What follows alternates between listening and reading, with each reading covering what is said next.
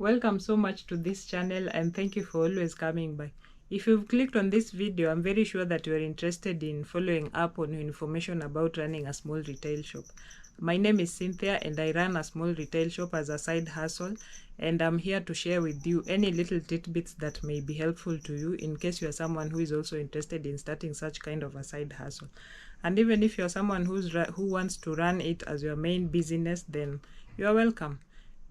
What made me motivated to start such a channel is because I realized that information does not come very easily.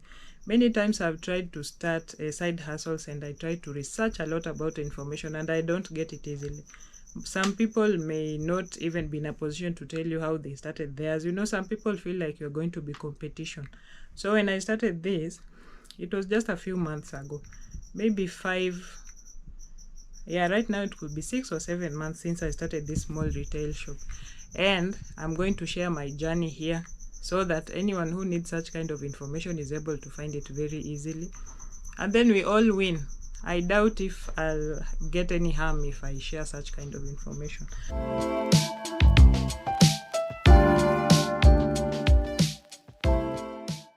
So you're welcome. The new subscribers, you're welcome. People who keep coming to watch everything that I have on this channel, you're welcome.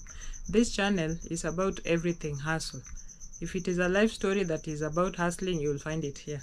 If it is real-time hustling, like you are running a side hustle in a business, or it is your main hustle, you'll find it here. And I'll not shy away from sharing information that I think is going to be helpful. First of all, let me first wipe my face. I'm sweating.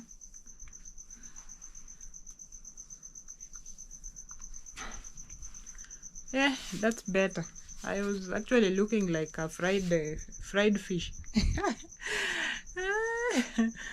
Yeah, so where do I start? Right now, I want to talk about record keeping in a small retail shop, because I've had so many people ask me, Cynthia, how do you keep records in your shop? Especially now that it is a side hustle, that means that you have to go away during the day.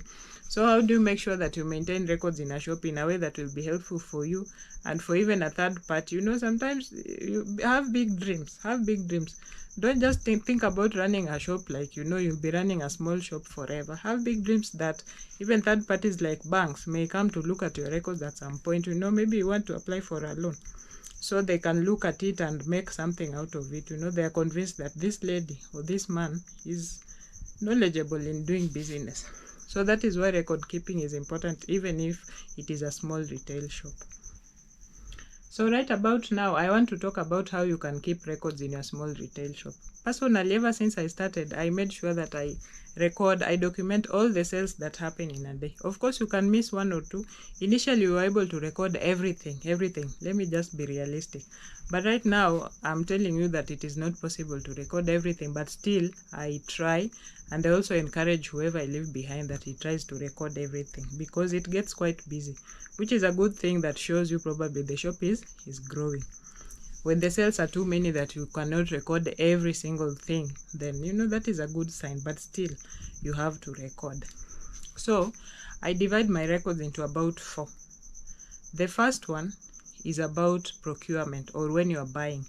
So when you are buying, you have to have very clear records, because as you realize, in a shop you'll not be able to calculate profits per item. I tried that and it was not possible. So over time, I realized that if I buy something, of course, initially I used to buy things kidogo kidogo. Kidogo kidogo means little by little, if you're not Kenyan or if you do not understand Kiswahili. So let's say I will go and buy a crate of eggs, like this one you see here. When I started, I could buy even 3 crates of eggs, like the one you see here, and they will last in the shop for a week. So I could calculate my profit per egg or even per tray. I'd say I've sold 3 crates of eggs in a week, and if I bought them by then the prices of eggs were not as high as they are right now. Right now, we are buying eggs at 460, but initially it was around 380. So I will say if I've bought a crate of eggs at 380 and I'm selling at 450, so I calculate that profit per crate. But right now, because I'm selling more than 3 crates in a week, then I have to note the day that I bought them and the day that they got finished. then that is when I calculate my profit. I'm not calculating my profit before it hatches.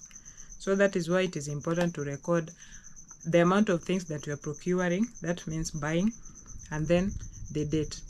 And then you jump and wait until the day that they get finished. And if you had any losses, you will know from breakages and what have you if you are reporting them. And then for things like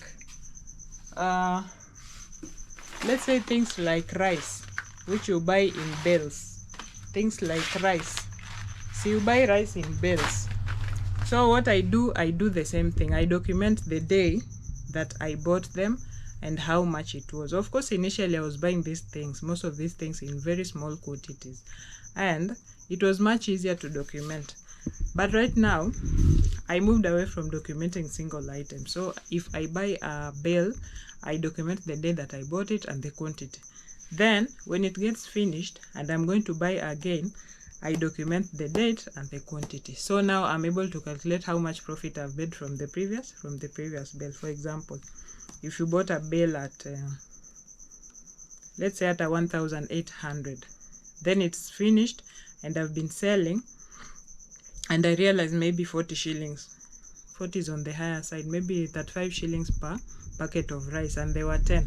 So on this day that they're getting finished, I'm able to know that I've made let's say 30 shillings per packet of rice, and they come in bales of 10. So that is 300 profit in probably, let's say, 1 week from rice. So that is the importance of documenting procurement items that you've brought on the day that they come in, and then on the day that they got finished. I hope I'm making sense.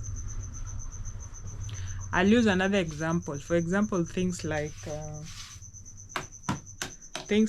drinks, these soft drinks like this one you can see here, things like Predator. They come in a dozen. Same thing, I document the day I bought it. If I'm buying one initially, very small quantities.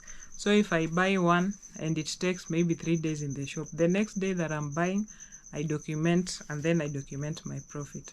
So you see that after maybe 1 week, I'm able to say how much profit I've made. And also, if I keep doing that, then at the end of the month, I'm also able to say I've made this much from this and this and this. So it makes it very easy. When you start such a shop, you'll realize that you cannot calculate profit every day. It is not possible. I tried and it was not working. Let me tell you, there are things that are very small, like this one. These ones here are toys for children. They come in packages of 50. They are these small pikipikis, small motorcycles with candy. So they come in packs of 50. Please tell me if you start calculating this thing and you have made profit by selling this one today. You are selling one today and maybe one the day after tomorrow. So I just be patient until that thing gets finished, but I write it down. So what ignites my mind is the day that it gets finished. So I go back to check my records, and then I see I bought this thing at 380, and now it is finished, and I've been selling each at 20 shillings. So that is how procurement and dates and amount of items recorded is helpful for me. Yeah, and then record number 2 that I keep, apart from now the ones for daily sales. Let me show you an example.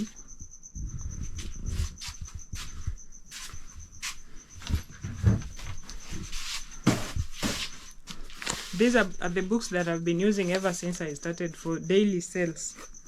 So as much as it is gradually becoming very difficult to document everything, but we still try and insist that everything gets into the book.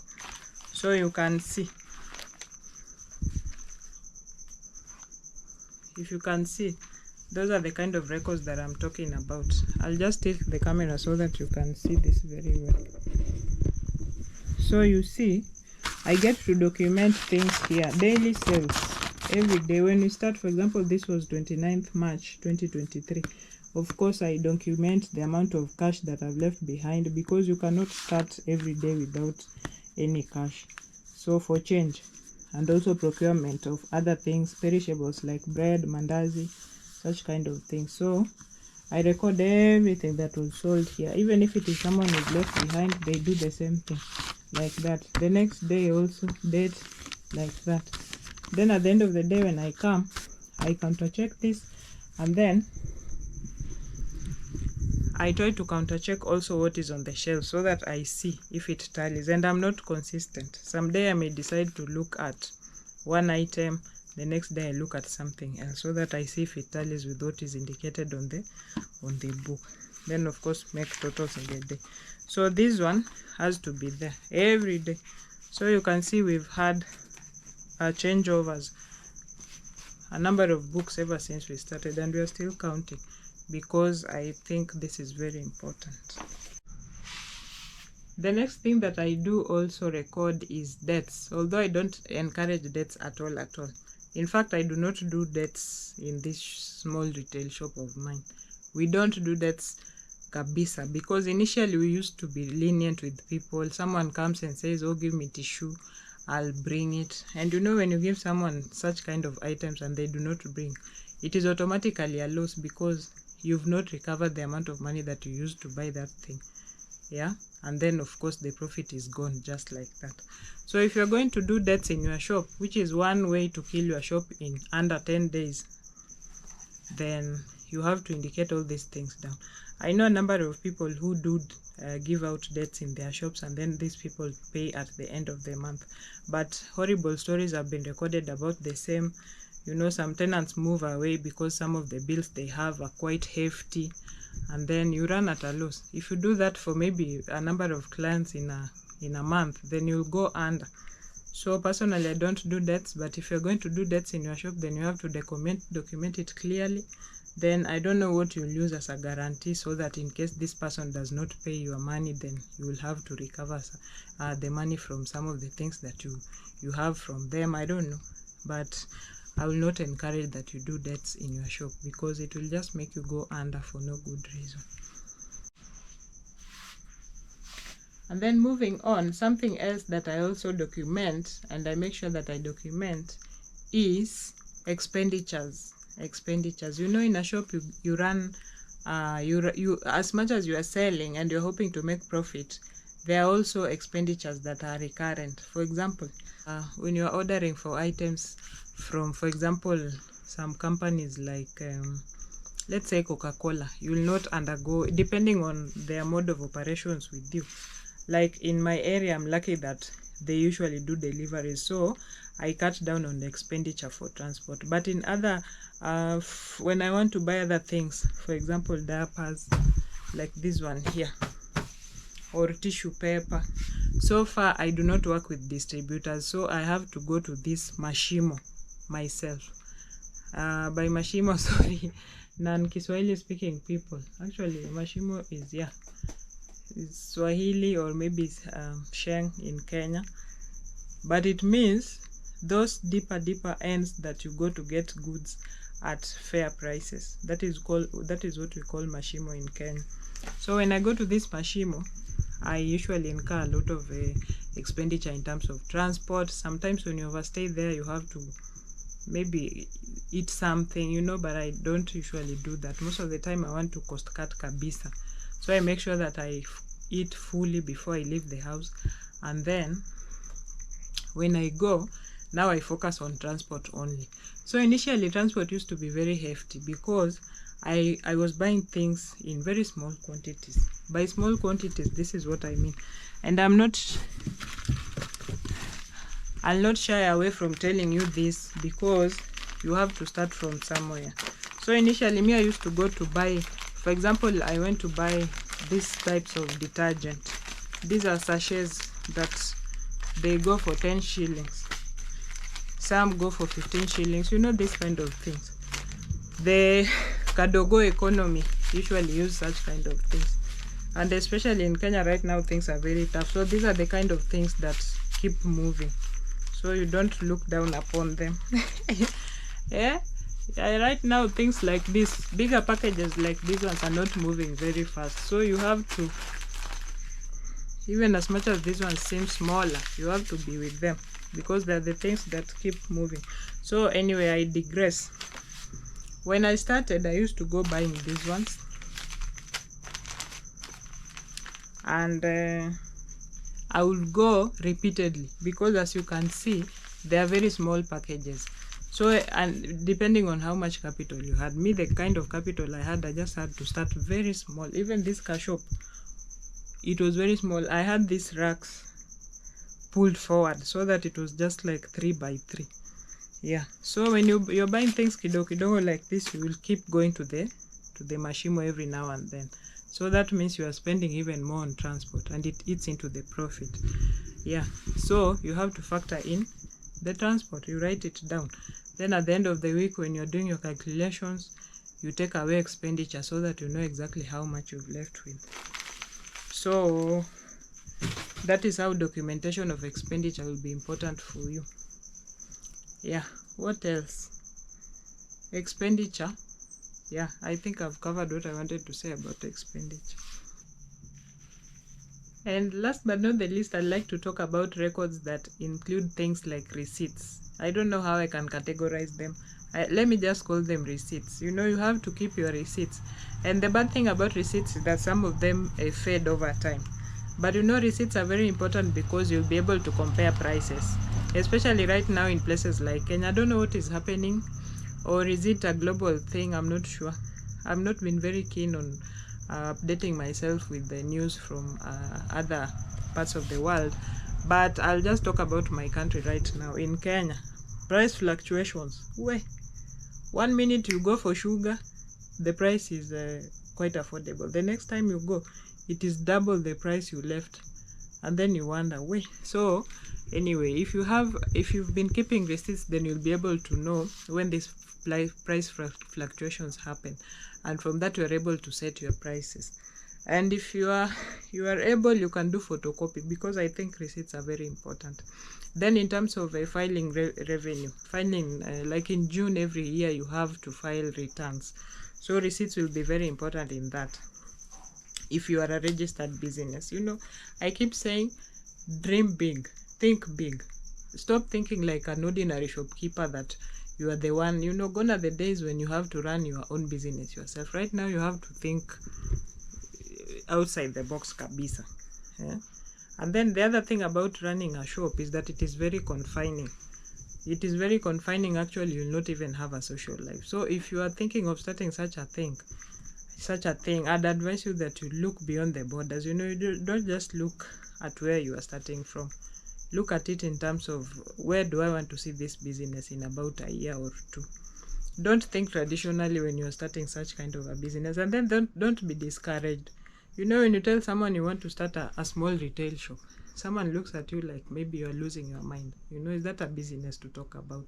But don't be discouraged. If you think this is something that you want to do, don't even go about asking so many people. You just start, and then follow the little tricks that I've given you here and there on this channel.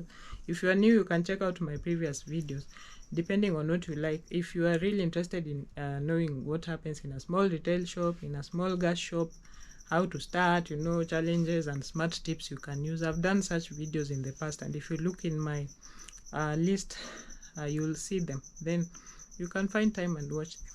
So I was talking about receipts. Receipts are important in that manner, so you have to keep them.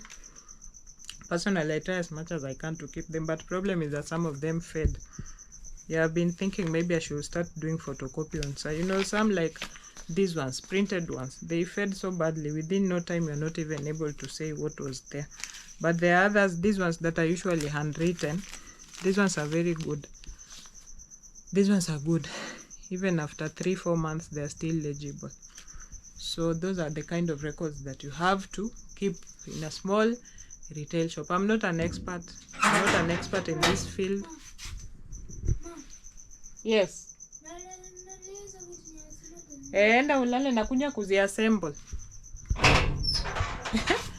That is one other thing that you need to know when you start such a side hustle. You are just, you know, like right now, I've not had time to go into the house really. I'm just finishing this edition that I'm recording, and then I'll get chance to get to the house. You can see my child is asking about things they've been sent from school. CBC. So after this, I have to go and make sure that also those things are in order. Yeah, it's a hassle. So it's not a joy, it's not a walk in the park.